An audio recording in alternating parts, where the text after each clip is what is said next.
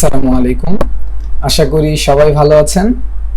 আজকে থেকে আমাদের একটি কোর্স শুরু হচ্ছে এবং এই কোর্স হচ্ছে কমারিক্স একাডেমির আন্ডারে, এবং আপনারা যারা আছেন সবাইকে আমি ওয়েলকাম জানাচ্ছি এবং সবার জন্যই দোয়া থাকবে আমরা যেন সম্পূর্ণ কোর্স কমপ্লিট করতে পারি এবং এখানে যত ভালো আলোচনা হবে সবগুলো যেন আমরা গ্রহণ করতে পারি। কমারিক্স একাডেমিকে আপনারা অবশ্যই চেনেন এবং এখানে এনরোল করেছেন আশা নিয়ে ইনশাআল্লাহ আপনাদের স্বপ্ন পূরণ হবে এবং এই কোর্সের মাধ্যমে আপনারা আপনাদের ক্যারিয়ার গড়তে পারবেন ইনশাআল্লাহ অ্যাপ ডেভেলপমেন্টের উপর। আমাদের এই কোর্সের নাম হচ্ছে ফ্লাটার অ্যাপ ডেভেলপমেন্ট কোর্স, অর্থাৎ ফ্লাটার দিয়ে আমরা অ্যাপ্লিকেশন বানানো শিখব এই কোর্সের মাধ্যমে। এখানে যেহেতু অ্যাপ শব্দটা আছে, তো অ্যাপ বলতে আমরা কি বুঝি? অ্যাপ কি শুধু মোবাইল অ্যাপ? বিষয়টা কিন্তু এরকম না। অ্যাপ বলতে আমরা 6টা প্ল্যাটফর্মের অ্যাপ বুঝি, ঠিক আছে? 6টা platform: Android, iOS, macOS, Windows, Linux, website. Web কিন্তু একটা অ্যাপ, ঠিক আছে? ওয়েব অ্যাপ্লিকেশন অনেকেই বলে। তো এরকম 6টা অ্যাপ্লিকেশন বানানো যায় ফ্লাটার দিয়ে।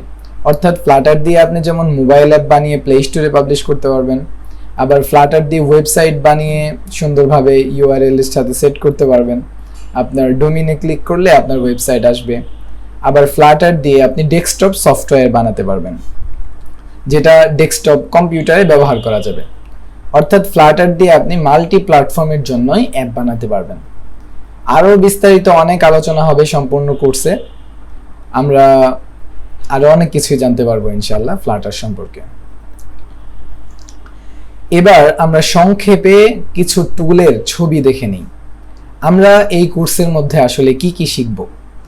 আমরা এই কোর্সে আনলিমিটেড শিখব, সহজ কথায়। হ্যাঁ, তারপরেও কিছু বিষয় আমাদের প্রাথমিকভাবে নজরে থাকলে খুবই ভালো হয়। আমরা প্রথমেই শুরু করব এন্ট্রোটি স্টুডিও দিয়ে, এবং এই এন্ড্রয়েড স্টুডিও আমাদের একদম শুরু থেকে নিয়ে শেষ পর্যন্ত লাগবে, কারণ এটা হচ্ছে একটা কোড এডিটর। এখানে আমরা কোড করব।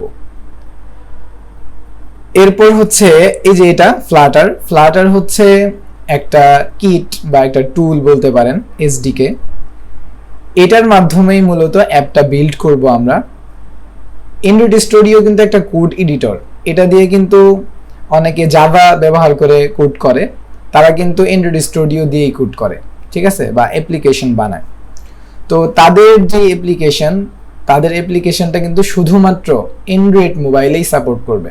কিন্তু ফ্লাটার দিয়ে একটা অ্যাপ্লিকেশন যদি আপনি বানান, তাহলে সেটা কিন্তু শুধুমাত্র অ্যান্ড্রয়েডে সাপোর্ট করবে এমন না। Android, iOS, Linux, macOS, website সব কিছুই হয় অটোমেটিক্যালি। এটা হচ্ছে মাল্টি প্ল্যাটফর্ম সাপোর্ট করে ফ্লাটার। এটা হচ্ছে একটা স্পেশাল গুণ ফ্লাটারের। আচ্ছা, ফ্লাটার আমরা ব্যবহার করব এবং ফ্লাটার ব্যবহার করে অ্যান্ড্রয়েড স্টুডিও দিয়ে অ্যাপ বানাবো। ল্যাঙ্গুয়েজ হিসেবে ব্যবহার করব ডার্ট ল্যাঙ্গুয়েজ। আরও অনেক ল্যাঙ্গুয়েজ আছে অ্যাপ্লিকেশন বানানোর জন্য। ওয়েবসাইট বানানোর জন্য ভিন্ন ভিন্ন ল্যাঙ্গুয়েজ আছে, যেমন ওয়েবসাইট বানানোর জন্য HTML, CSS, জাভাস্ক্রিপ্ট, পাইথন অনেক কিছু ব্যবহার করা হয়। কিন্তু আমরা শুধুমাত্র একটা ল্যাঙ্গুয়েজ শিখব, ডার্ট ল্যাঙ্গুয়েজ, যেটার মাধ্যমে আমরা ফ্লাটারের মানে 6টা প্ল্যাটফর্মের সব অ্যাপ্লিকেশন বানাতে পারবো শুধুমাত্র একটা ল্যাঙ্গুয়েজ শিখে। এটা আরেকটা প্লাস পয়েন্ট ফ্লাটারের। অল্প শিখে আপনি অনেক কিছু করে ফেলতে পারতেছেন। মানে শুধুমাত্র একটা ল্যাঙ্গুয়েজ শিখে আপনি মাল্টি প্ল্যাটফর্মের জন্য অ্যাপ্লিকেশন বানাতে পারতেছেন, ওয়েবসাইট সহ, ডেস্কটপ সফটওয়্যার সহ। এরপর যখন আমাদের অ্যাপ্লিকেশন একটু বড় হয়ে যাবে, বড় কোনো অ্যাপ্লিকেশন আমরা বানাতে যাব, তখন কিন্তু এটাকে ফায়ারবেস বা একটা ডেটাবেজের সাথে কানেক্ট করতে হবে। যখন হাজার হাজার ইউজার আমাদের এখানে আসবে, তো একটা আমি এক্সাম্পল দেই, বুঝতে সুবিধা হবে। ধরেন একটা আপনি অ্যাপ বানিয়েছেন যেটার মধ্যে মানুষ আয় ব্যয়ের হিসাব রাখে, ঠিক আছে?